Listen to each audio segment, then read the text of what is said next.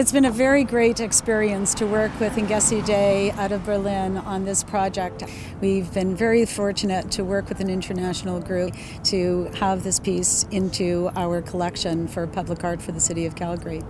We've been doing public art for over 20 years and we work with a lot of different fabricators, but we met Heavy Industry, the group that fabricated this piece. We met through our first Canadian project, which was the Drop in Vancouver.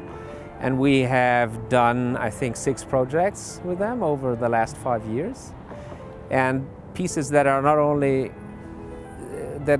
are in Canada, like we did something in Edmonton, in Vancouver, in Toronto, but also they produced work for us that is up in Munich in Germany and in Singapore.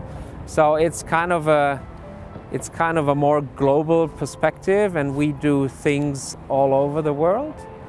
And we produce also all over the world. But this was luckily an event where a Calgarian company could also produce something that's up in Calgary, and I think that's fun for them too.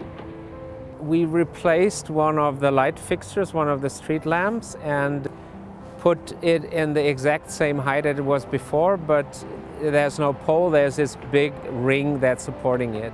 It might seem really simple, it's just a ring, but often the most simplest thing are the most complicated. It's a sculpture and it's a street light. We think that it's because it refers to the wheel, to this kind of idea of or symbol of movement. It reacts to the site, but it's also, for us, it's really important that it's a landmark, that it gives an identity to a part of Calgary that normally doesn't have this kind of attention.